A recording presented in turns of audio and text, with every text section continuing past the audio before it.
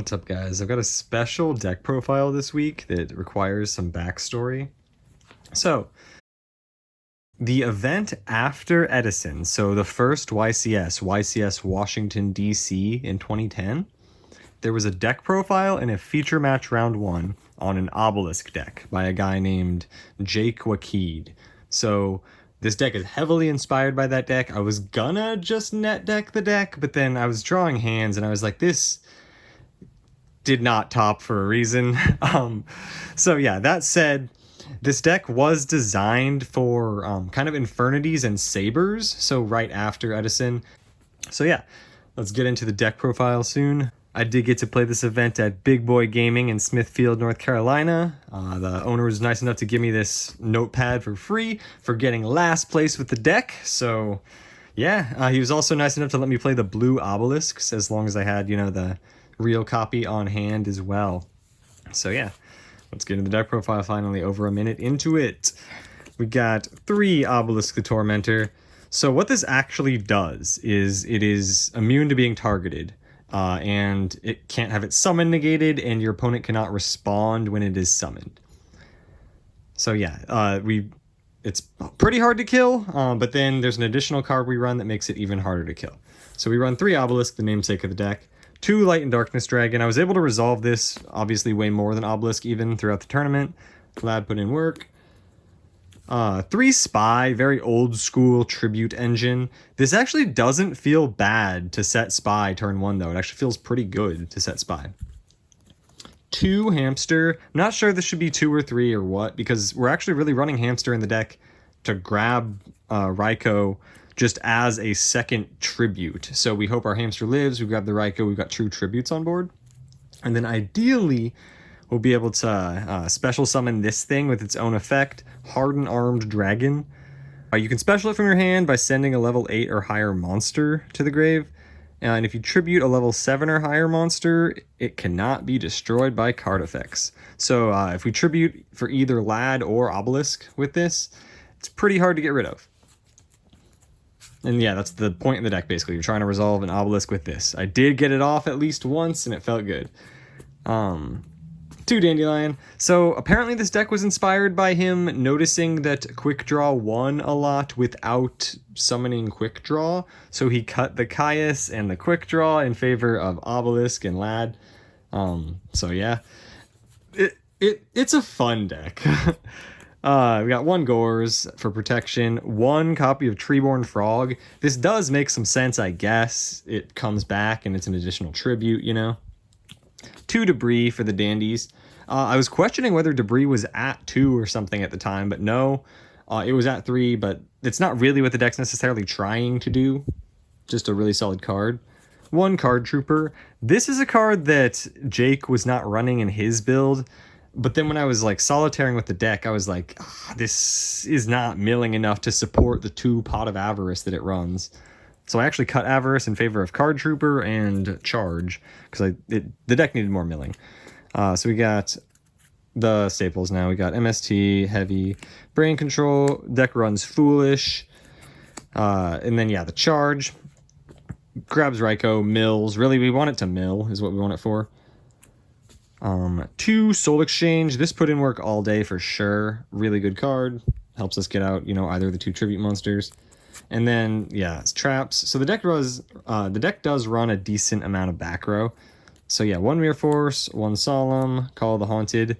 I was able to do a cool play where I revived my Obelisk and used its second effect, where you contribute 2 monsters to blow up your opponent's monsters. Yeah, so I brought back the Obelisk with Call of the Haunted, normal summon Treeborn, and used Obelisk's effect. Torrential Tribute, the 1 Trap Dust Shoot. This deck is actually so questionably viable that I was able to resolve Trap Dust Shoot and still lost. So maybe that's a skill issue. I know if my guy Cody was to see this, he would assure me it is, but yeah. We got 1 Phoenix Wing Wind Blast. This was actually in Jake's deck originally. You see the logic too. If you were able to ditch a Dandy or like a Treeborn, it's decent, but that's why there's only 1, because there's not a lot of good discards. 1 Random D Prison. I put this in because I thought the deck needed more protection. I did not dislike this. Starlight Road, I don't remember if I got this resolved yesterday or what, but yeah, obviously it's Starlight Road, whatever. Bottomless Trap Hole. So yeah, the only real protection is Bottomless and the staples, basically. I don't know what the deck needs. I don't know if it needs more protection or what. It's basically like, when you think about it, if you're gonna have like a Spy on board, you open Spy, you go Spy, you've got Obelisk in your hand for the combo, you've got Hardened Armed Dragon in your hand for the combo, and I guess if we're talking about specialing Hardened Armed Dragon, we would need an additional like level 8 or higher monster in our hand. So thing about this is 4 Yu-Gi-Oh cards, so at that point you're basically playing Exodia in order to get your combo to work. Obviously there's different, you don't need to open Spy specifically, you don't specifically need Lad, but these two you do need to just hard draw specifically.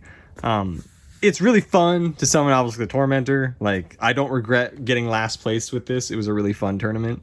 Yeah, I did run an extra deck, obviously, as well, because we're running Brain. But yeah, 1 Armory Arm, Catastor, Flambell Dude, Brio, 2 Iron Chain for Debris, some of the only synchros that actually matter. Goyo, Ancient Fairy for Debris, Black Rose for Debris. I swear, I guess I did resolve Starlight Road, because I swear I summoned both Stardusts one game, so that was worth. Thought Ruler, shout out to homie Thomas for this Thought Ruler, Red Dragon Archfiend that he gave me right before the tournament, because last week I actually did want to go into it for once. My opponent had the Colossal already and I wanted to get over it and I didn't have it, so finally had to ask someone if they had one.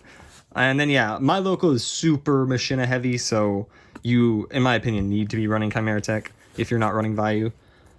Just because that's the only deck where space is tight, and I can at least respect not running it in that. All right, so 2 Snowman Eater in the side. People are really on Snowman Eater in the format, and if you're siding out your like Hamster, 1 Raikou or something, this is like a decent side in this deck. Plus it's a debris target. This deck can definitely make use of Snowman Eater. 2 Cyber Dragon. This puts in a ton of work in this deck in particular, because it can also be an additional tribute if you need it to be. 1 Random Vanities Fiend. I wasn't sure what the deck was going to be good or bad against. I guess Yu-Gi-Oh decks is what it was bad against, but yeah, I didn't end up siding that in, but I thought about it. 1 Reaper that I did put in, decent against Machinas, I guess, honestly. It stalled for a while. 1 My Body. This was mained in Jake's deck, and I was gonna main it, but then I ended up swapping it for an additional copy of Hardened Armed Dragon, because he only ran 2. 2 Prohibition. There's actually so few outs to the Hardened Armed Obelisk lock. There's DD Warrior Lady, Grand Mole, and I guess Cyber Eltanen.